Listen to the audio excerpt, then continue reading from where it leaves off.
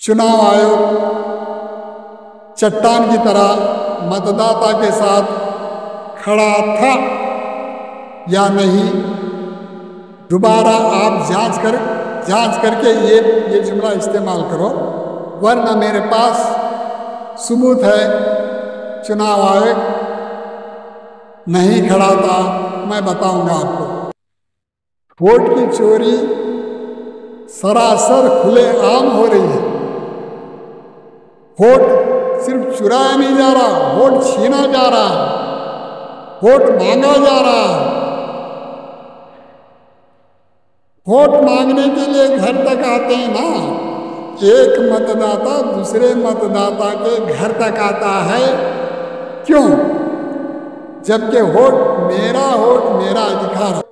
चुनाव का जो प्रचार है इलेक्शन कमीशन करे तो बेहतर है, बेहतर नहीं करना चाहिए, मस्ट एंड शुड।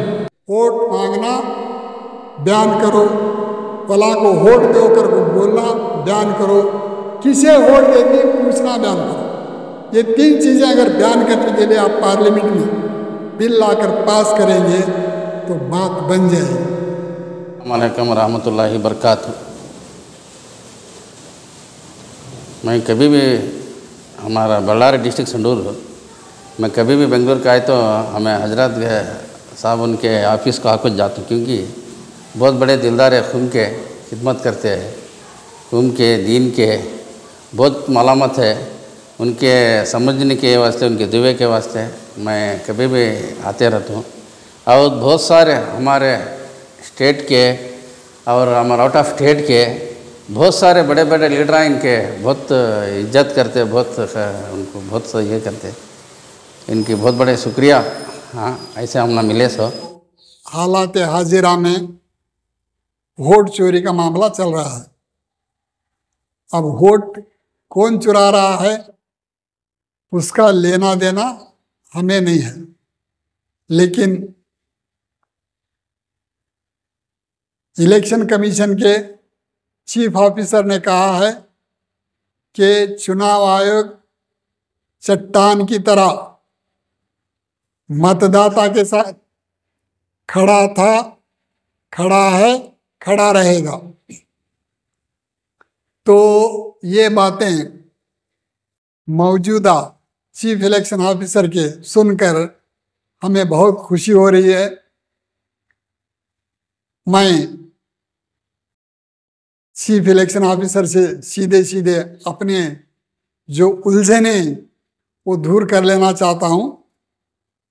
इस मीडिया के जरिए ये पैगाम मैं आपको दे रहा हूँ, इस पर तबादले ख्याल करके अपने तमाम इलेक्शन अफसरों से राबिता करके मुझे इसका जवाब चाहिए। मेरा पहला सवाल यह है कि टीएन सेशन के बाद चुनाव आयोग चट्टान की तरह मतदाता के साथ खड़ा था या नहीं, दोबारा आप जांच करके ये जुमला इस्तेमाल करो, वरना मेरे पास सबूत है चुनाव आयोग नहीं खड़ा था, मैं बताऊंगा आपको। दूसरा, खड़ा है, मुझे लग रहा है अब तक तो नहीं खड़ा था, अब आपके आने के बाद खड़ा होगा ऐसी उम्मीद मैं रखता हूं। अब आगे किस तरह खड़ा होना है वो मैं आपको बताने जा रहा हूं। सबसे पहले चुनाव आयोग में परमानेंट चुनाव आयोग के अधिकारी कितने हैं और नियोजित अधिकारी कितने हैं, इसकी जांच ले लो। क्योंकि जितने अफसरों को आप नियोजित कर लेते हैं वो चंद जो हैं 3 दिन के लिए अफसर रहते हैं और चंद जो है 3 महीने के लिए रहते हैं, इससे ज़्यादा नहीं रहते। अगर इससे ज़्यादा रहे तो भी चंद दिन के वास्ते रहेंगे, लेकिन जो नियोजित अधिकारी हैं, डेप्टेड अधिकारी जो हैं, वो ईमानदारी से काम कर रहे हैं या नहीं, आप बताएंगे। वोट की चोरी सरासर खुलेआम हो रही है। वोट सिर्फ चुराया नहीं जा रहा, वोट छीना जा रहा है, वोट मांगा जा रहा है। वोट मांगने के लिए घर तक आते हैं ना, एक मतदाता दूसरे मतदाता के घर तक आता है। क्यों? जबकि वोट मेरा अधिकार है, तो दूसरा मतदाता उसे मांगने के लिए क्यों आता है? जबकि वोट मांग कर ले रहे हैं। वोटर को आजादी के तौर पर उसके दिल के मुताबिक वोट चलाने आप नहीं दे रहे, इसलिए वोट मांगना जो है बैन कर दो। क्या चुनाव आयोग करेगा? करना है तो क्यों, ये हम बताएंगे। ये कब बताएंगे? आप अगर यहाँ आएंगे तो, हम आकर आपको नहीं बताएंगे, क्योंकि आपके पास आना, आपको बताना, प्रमाण पत्र देना, ये हमारी ड्यूटी नहीं है। इलेक्शन का प्रचार कौन करे? इलेक्शन का प्रचार करना भी चुनाव आयोग की जिम्मेदारी है। क्यों सवाल आएगा? क्यों सवाल आएगा? तो एक चुनाव उम्मीदवार 25,000 रुपये आपको डिपॉजिट करता है। किस लिए? अगर उसे माकूल वोट नहीं पड़े तो उसकी जमानत आप डिपॉजिट करते हैं, जबकि वो उम्मीदवार ठहरा है। ये वोटर को, हर वोटर को आप इत्तला नहीं देते। उम्मीदवार को कहते हैं तुम प्रचार करो। जो दौलतमंद है वो प्रचार करता है, जो दौलतमंद नहीं, ईमानदार है, वो प्रचार करने के लिए उसे पैसा कौन दे रहा है?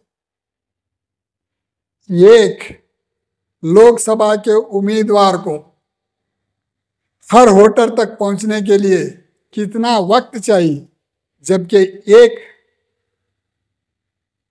क्षेत्र में कम से कम 25 लाख वोटर होते हैं। क्या उम्मीदवार इन 25 लाख वोटरों को जाकर पहुंच सकता है? नहीं पहुंच सकता। तो ये काम आपके लिए बहुत आसान है। आज हर एक के पास मोबाइल है, हर घर में टीवी है। आप मीडिया के जरिए करो, मोबाइल के उनके मैसेज के जरिए करो। चुनाव का जो प्रचार है इलेक्शन कमीशन करे तो बेहतर है, बेहतर नहीं करना चाहिए, मस्ट एंड शुड। अगर तुम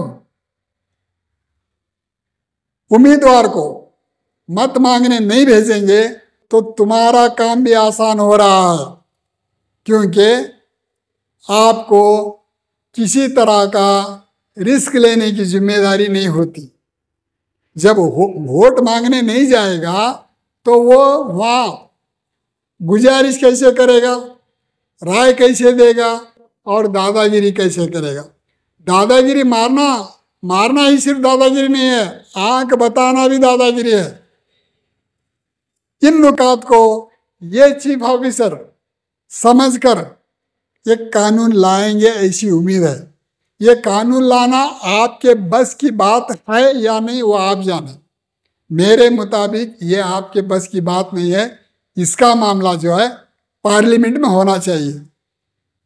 अब पार्लियामेंट में होना तो सबसे पहले वोट की चोरी का जो प्रचार कर रहे हैं अपोजिशन के लीडर, उनको चाहिए कि वोट मांगना बंद करो। ये लोकसभा में प्रस्ताव आना चाहिए। ये प्रस्ताव लाने के लिए अपोजिशन के लीडरों को मांग करनी चाहिए और सत्ता में जो माननीय प्रधानमंत्री हैं इसे स्वीकार करना चाहिए। स्वीकार करके ये बिल वोट मांगना बयान करो, फलां को वोट दो कर को बोलना बयान करो, किसे वोट देती है पूछना बयान करो। ये 3 चीज़ें अगर बयान करने के लिए आप पार्लियामेंट में बिल लाकर पास करेंगे तो बात बन जाएगी।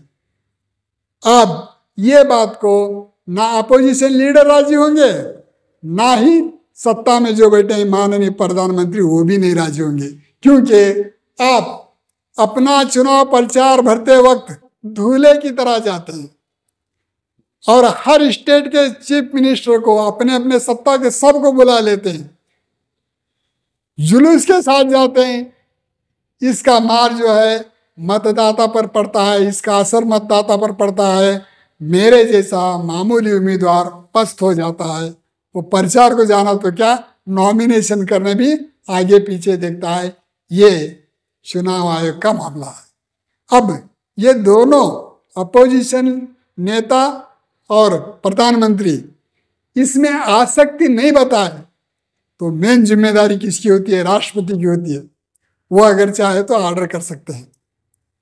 अगर राष्ट्रपति भी नहीं करे तो सुप्रीम कोर्ट के जज एक मतदाता होने के नाते, सुप्रीम कोर्ट के जज एक मतदाता होने के नाते सुमोटो दाखिल करके इसकी जो है नोटिस राष्ट्रपति को, प्रधानमंत्री को, अपोजिशन लीडर को और तमाम चुनाव अधिकारियों को दे सकते हैं। अगर जज भी नहीं करे तो जनता जनार्दन मांग कर सकती है। ये भी नहीं करी तो हम क्या कर सकते हैं? मेरा नंबर 9731269463। मैं हजरत अब्दुल करीम हाशिम पीर देसाई, MA BEd, कन्नड़ा, उर्दू, हिंदी, विचारवादी, क्रांतिकारी कवि, राष्ट्रीय अध्यक्ष नवरंग कांग्रेस पार्टी। मेरे पास आपके चुनाव अधिकारी भ्रष्टाचार में सपड़कर IAS, IPS, KAS, KES ये तमाम या तो सुसाइड करे हैं या तो जेल गए हैं। उनके नाम आपको मैं गिनाऊंगा अगर आप मेरे पास आएंगे। अल्लाह हाफिज़।